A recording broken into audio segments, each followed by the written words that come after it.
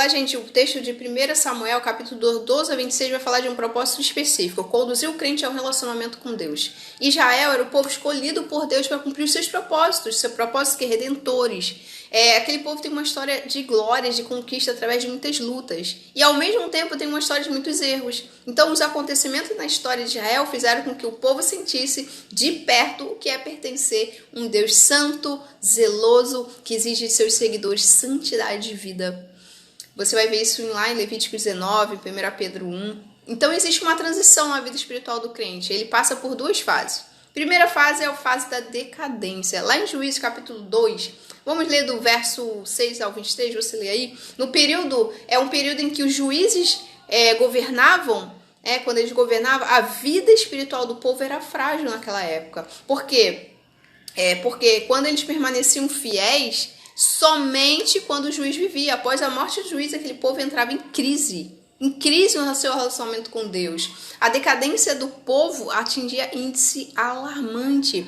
Um exemplo, Eli e seus filhos, eles administravam um sacerdócio no tabernáculo. Os filhos de Eli eram infiéis, eles eram chamados filhos de Belial, ou ímpios.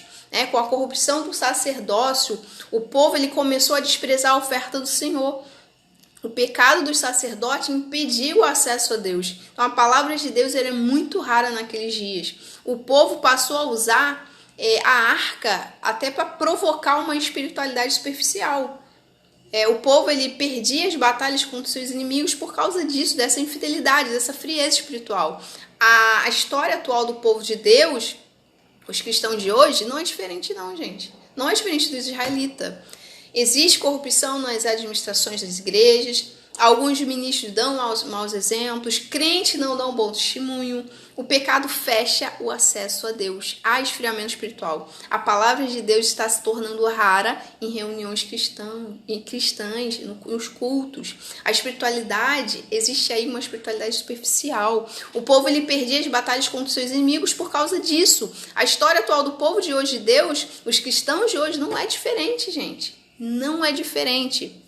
Porque se você fizer uma comparação com o povo de lá, daquela época, e o povo de hoje, você vai ver que existe os mesmos problemas. Pecado, uma espiritualidade superficial, existe esfriamento. Então há uma decadência. Então, assim, que a gente olhe para nós e se pergunte, será que eu estou tendo o mesmo relacionamento com Deus? Será que eu quero? Mas aí existe outra fase, a fase da vitória. A fase da vitória, o povo ele tem promessas com reconciliação com o Pai. O cristão ele quer vencer crises, mas para isso é necessário mudança de vida. Então, mudança para um relacionamento com Deus. Ele deseja essa mudança. Então, o povo ele busca o Senhor, ele recebe as bênçãos. Então, ao invés de esfriamento espiritual, ele quer um avivamento espiritual. Ao invés de reclamar por tudo e com todos, ele quer dobrar os seus joelhos e orar. Ao invés de se submeter à corrupção, ele quer ter uma vida reta diante de Deus.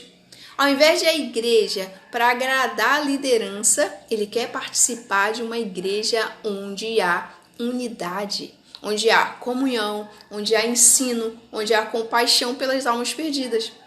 Então, se nós nos humilharmos e buscarmos a face do Senhor e nos desviarmos dos maus caminhos, o Senhor nos abençoará. Não passaremos por essas crises, essas decadências, nós seremos sarados por Ele. Com uma vida reta diante de Deus, certamente o povo ele vence todas as batalhas contra o inimigo. A conclusão que eu tiro disso tudo é que a vida do povo de Israel ilustra uma vida espiritual degradante. E a pergunta é, será que estamos levando a sério o nosso relacionamento com Deus? Será que estamos separando o tempo para Deus? Ou estamos apenas comparecendo aos cultos sem nenhum compromisso com Deus? Será que estamos nos dedicando de verdade às obras do Senhor? Como cristãos, nós devemos ser reflexos de luz de Jesus na sociedade em que vivemos. Então, que você seja reflexo, seja exemplo, em nome de Jesus. Deus te abençoe.